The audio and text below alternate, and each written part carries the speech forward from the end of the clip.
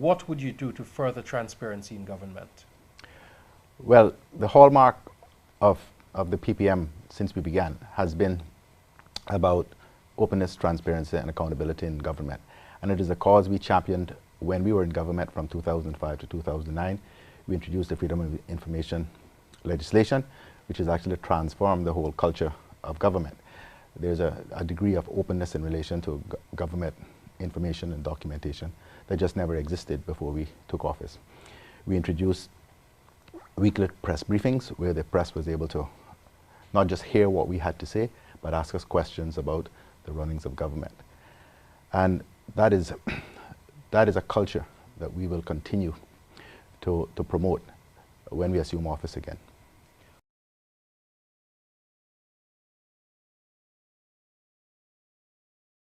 Without doubt, the greatest challenges facing Cayman relate to the economy, to cost of living, and the struggles that results from that for many people in Cayman. Many people are struggling to pay their mortgages, to pay their water bills, to pay their electricity bills, to keep food on the table, to keep their children in school.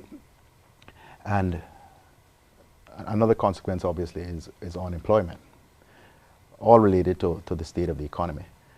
And whoever takes the reins of government are going to have a really uphill task to turn the economy of this country around. A great part of the problem in Cayman is the lack of confidence in the government, which is impeding investment and investor confidence. And once we get a government in whom the people locally and internationally can trust, I believe a great deal will improve as far as the economy is concerned. We've got to get a number of projects moving. The cruise berthing project, which has lagged for years and years and years.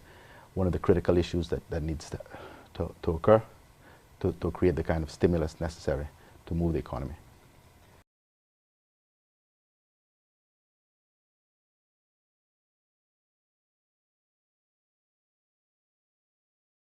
Well, I don't think the two things are mutually exclusive. I do believe that it is possible to develop Cayman, to provide economic opportunities for people who come from elsewhere, for investors, while still benefiting Cayman. The challenge is striking that balance so that Caymanians are able to participate in the economy, obtain good jobs, investment opportunities, open their businesses. That is the challenge. We've got to make sure that we don't simply sell Cayman, down the river to the highest bidder, but that investors who do come here, who we invite here, create the kind of businesses, create the kind of opportunities, and embrace Caymanians as part of the development of those businesses.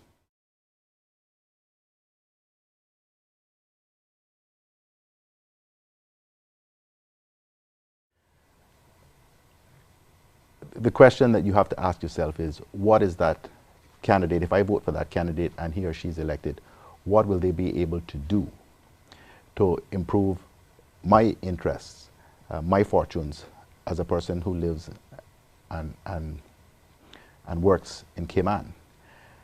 It is impossible for independent candidates to carry through on promises which they make unless they are part of a team, of a group, of a party, whatever you want to call it, who share their same beliefs and positions in relation to these issues. Because at the end of the day, politics is a numbers game. You've got to have the majority of seats in the House. You've got to be supported by the majority of people in the House to get any legislative or executive position or decision through.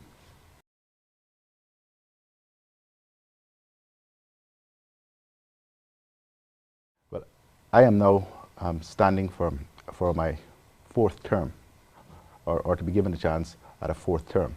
The people of Georgetown know me well. They know what I'm capable of. They know what I will and will not do. I have a wealth of experience. I've stood in virtually every position there is in the Legislative Assembly. I've been a backbench supporter of the government at a point. I've been a member of the opposition. I've been a minister in government and the de facto deputy leader of the PPM from 2005 to 2009. I'm now the leader of the opposition. So I have a track record which is open to everyone to see. And I believe that most people in Georgetown know what I'm about, know I care deeply and passionately about the issues that affect this country and affect them, particularly in the District of Georgetown. And I ask them humbly for another opportunity to continue to serve.